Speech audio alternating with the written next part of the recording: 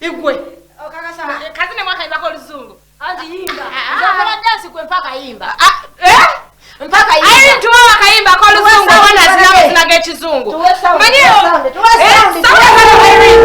sabula wina luzungu bukulemye katika no nyimba machi matolo agaona sina ngozi nagewa mwetolo sina ngozi luzungu amza bulungi ka ayi tuwa kama peace square bakaita bacha no one like you kuzemwa managa chizungu okay sina wala zungu wende kulala I read away. And kanga kwa kanoja one lunakura kutano every single Friday. You know how we do this thing. Yeah. We speak English through only. We show our levels of education. It is not our levels of education. It's Burundi wanemesa okusoma bayaye bankera. Kati nino kwewoleleza nga bukyali. Bayaye bankera baraka level. Sawa za luzungu kusumulula. Kati mwabasoma. Mwamukola ki? Mwamukola luzungu enyo. Fluently.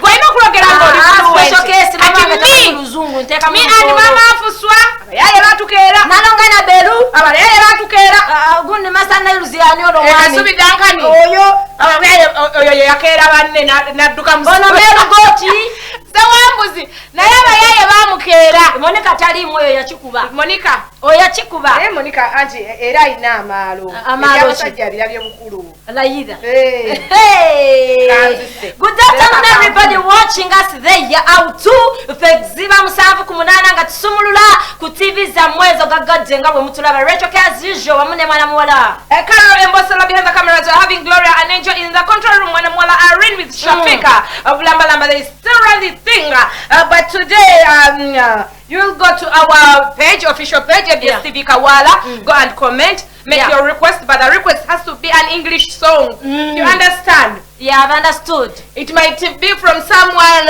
abantu be France na bayimba oluzungu. Izo from nakanya Italy. Izo kubera omulungi wange David Zonga yayimba oluzungu. Na David na omulungi. TV nawe. Gamba Diamond abasajja abaina obumwa obuli portable. Okumya David wange. Alaka yogera ku Diamond musajja ino obumwa buli portable. Oyetabo. Kaso Irene at welcome that I shall be right back with your messages. Simply go to ABS TV Kawala. Facebook page is drop there.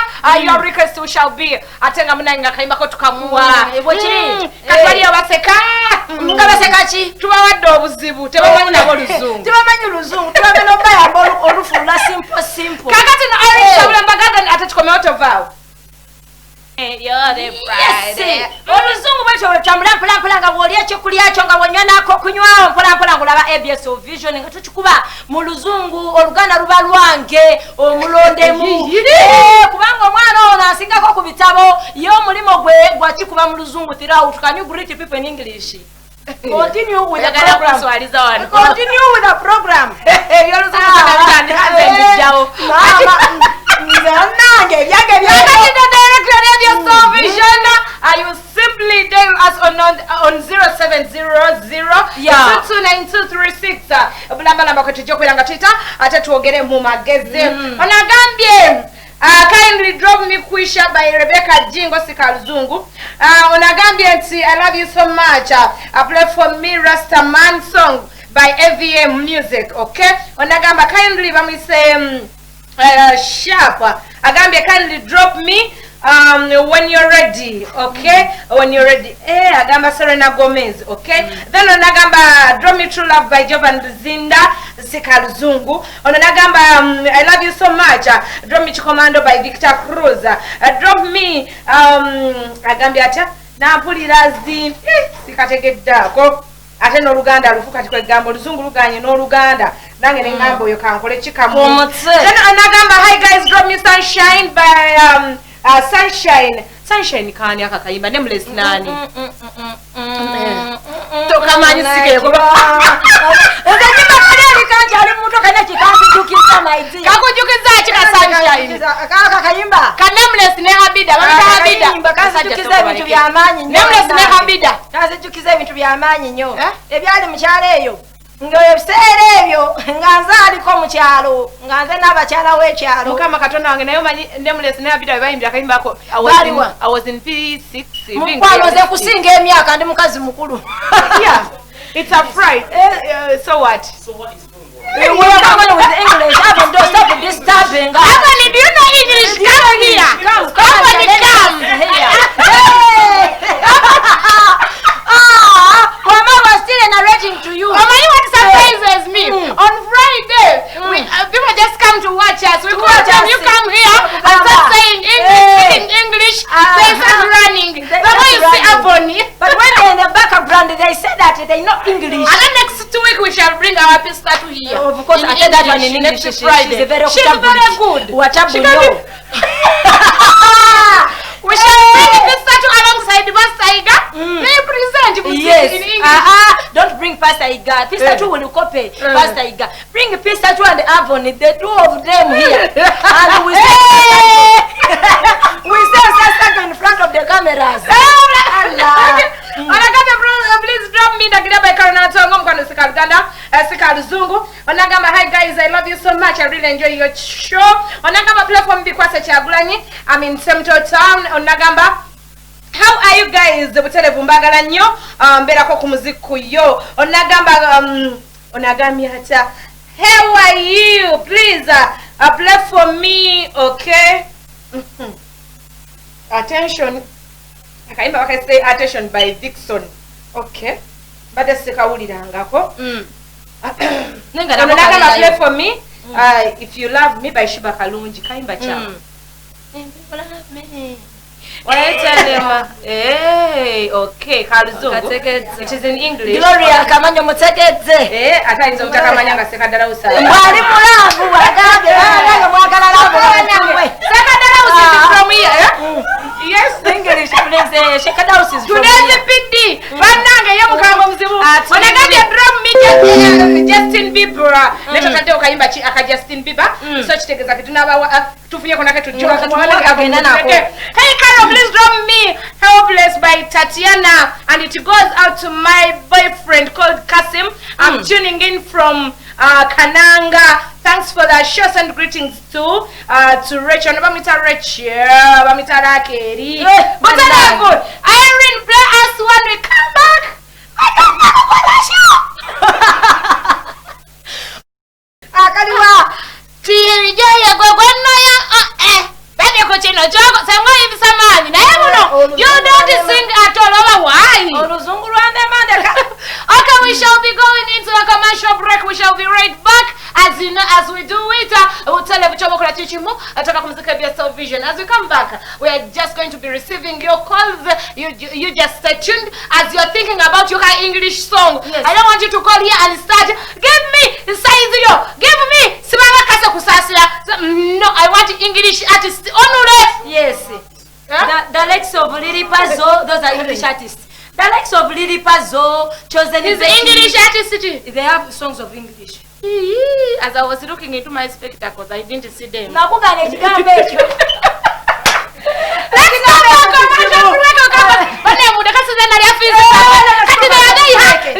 feeling bad. She's speaking her English. I'm not allowed at your fees, my dear. Yes. They should stop gombaling. Yes, they could my English. Leave me alone. I'm here. They even go being here.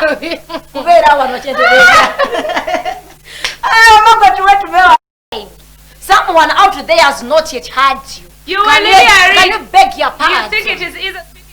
Why not? What's the date of the song? Who is that Muyimbi? That one. Who is that one? Medistedi. Yeah. Where is he born from? Rwanda. Are you sure he's a Nyarwandani? Yes. Monica's brother. Are you serious? Is he married or not? He has me alone. And how many kids does he have? We don't have yet. And what is his father's name? Daddy. What is his mother's name? Mommy. How old is he? 21. Are you sure? Yes, over 18. Yes, second segment touching it down. Hello, Magazera Rachel Kenga Bulijo. Wamune mwana mwana. Carol Utalevu 0700229236. Yeah. Tukubira kwa magazi olekenga osaba akaimba kwa ulira ate. Eko yagala bulamba lamba. Irene, whoever is there, just press your button. To wait. Forget Hello. His or her fees went. Hello. Was sent to school and started eating this boys on the way. Sitting back a bench as it. Okay. No. nyumirwe mabegeyo. Hello. Ngotula mu maaso mabega.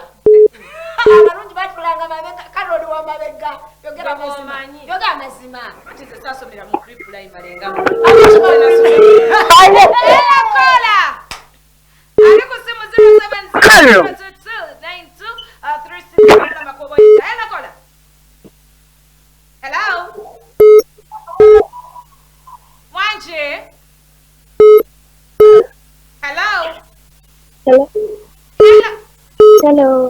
Yes, please. How are you? Hello. Hello. Yes. How are you? How are you? Irene. Hello. Hello. Hello. Hello. Hello. Wanje. Hello. Yes, please. Hello, Carlos. Yes, please. Thank Thank you so much. How are you, darling? How are you? you. Wanje. Kaimba. Kaimba chika luzungu. Kaimba kashapchita. Sharpshooter is not an English song.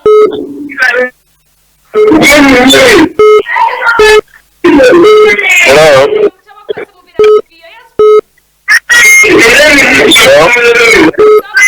Your TV. You either mute it or you switch it off. Hello. Hello, yes, please. Hello.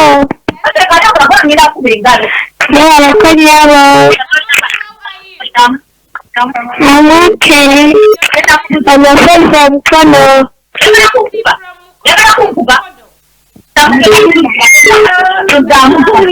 Saya Kaimba kata Becky by edition. Okay. Hello. TV. Irene. Hello. Hello. Kale leko. English. Hello, leko nyabo. Kale nawe jebale. Onyugeza oluga. Ebigera ko ne Kenya matuga. Kani ematuka, how are you? Eh.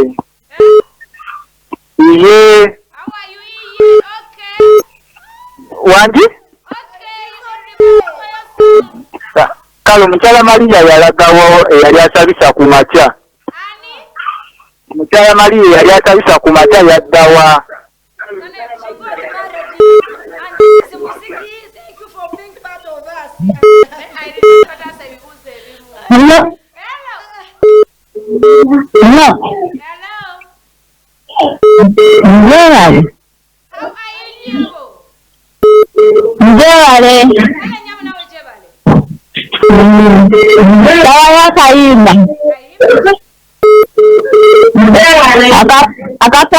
Akapata nalai. Hello. Oh my Wewe lepure tabalu. God. Give us one or that one over the out. So Also, kale wali sorry I'm just any case of We told baby you. wine, baby cool. Hey. All people kasa ni nuksasira we taught you English and you're telling us that she know English. She even doesn't know how to spell his her post. You people. Hello, Susanna.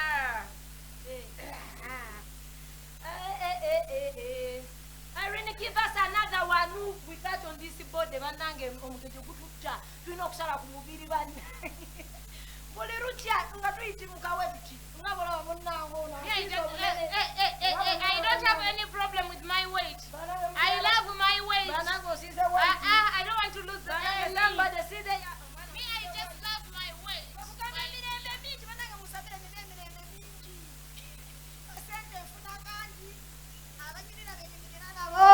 Abansinyirira. Naye I will not say anything. I just want to talk about why you have to keep saying that it's okay. Karo It's okay. Kasita trashes pregnancy rumors. Kati Karo Kasita. Tali rubuto. No, I just wonder ebintu ebirira abantu obudde.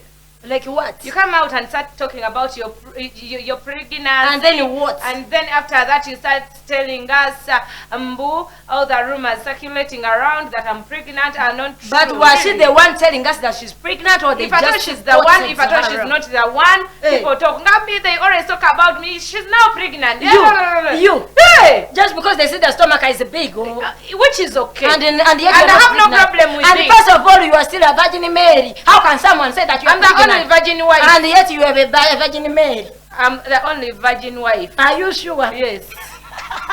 Nimkazi mfumba ali virgin. Kyogera mu luzungu nti mukazi mufumba ali virgin. I'm a married woman who is virgin.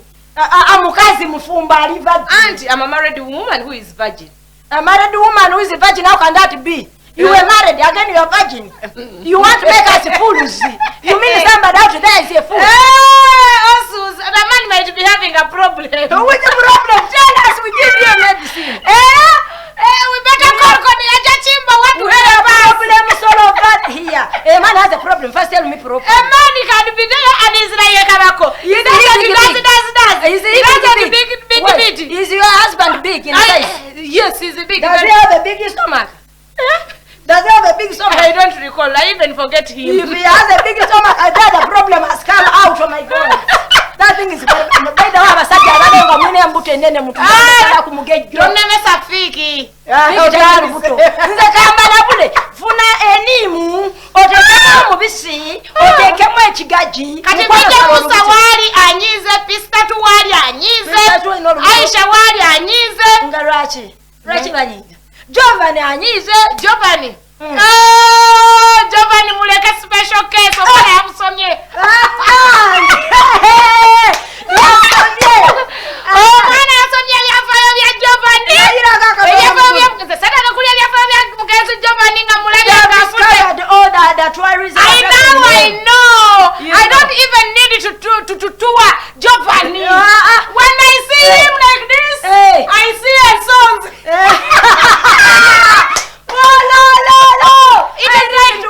I don't need to go and to Giovanni. No, not Giovanni. This guy who Abdumulas. According to what Auntie Lususu said. According to what the girls around the Abdumulas say. I know how Abdumulas was created. I know how Adaruna was created. But I know these girls can do some of What them. about Kabako? Kabako. How is he? Is not spending time in March. He's not spending time in March. Yeah. And how about Matthias Walukaga? He's terrible. That is what I hear. And what is Junior Kafero? Kafero Junior. Oh, what fair one? That one put his on black Averazi. What about Soda Wabachala? Soda Wabachala. Mbwera. Na yo bikulu ngai.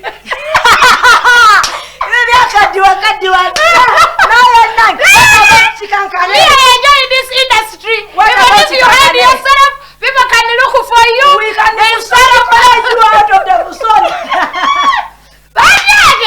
I was surprised when I had someone describing. That is what? Is what? It was like me. She was speaking. She was like what? Papa is sweet. Papa is sweet. Sweet like what? I Sweet thought like what? like I can say like honey. As in she's a sweet girl. She looks nice. Yes. She has good eyes. She has big eyes. Yeah, she has good eyes. She has success eyes in the mouth. She has good wit. So I was like, oh my, that is the. How is it? But when he described the sweetness, you collapsed on I inside. almost collapsed. But you died. As you know me, I like that imbozi. Really? Tell me, That is still how me. is it sweet? How is it sweet? That's it, sir. That's it, sir. How can you tell me that Gundi Angel is sweet? I will go and see how sweet is she. It's like you are sending us there. Can you imagine? Problems. They want to bring problems. The only person I want to see is the Palazzo. Palazzo. Yeah. The way they talk about Palazzo. That is what? But Palazzo resembles Clever J. Those people they resemble, but I thought they are brothers anyway. Don't laugh. we shall see you when you see us. That is on Monday. What we are going to live Ronald with you. See when you see us. That is on Monday. We love you so much. EBSO Vision. Gloria behind the cameras with Malaika in the control room. Irina with Shafiq. Weekend yakwatira wagenda kubera wana batugenda zoba yo mama tugenzewa. No, weekend ngena kola ko survey businesses. Ewa. I'm going to be surveying. By the way, Munatsasira, this weekend I'm not around. I'm going to fly. I'm going out. I'm going to Mugulu.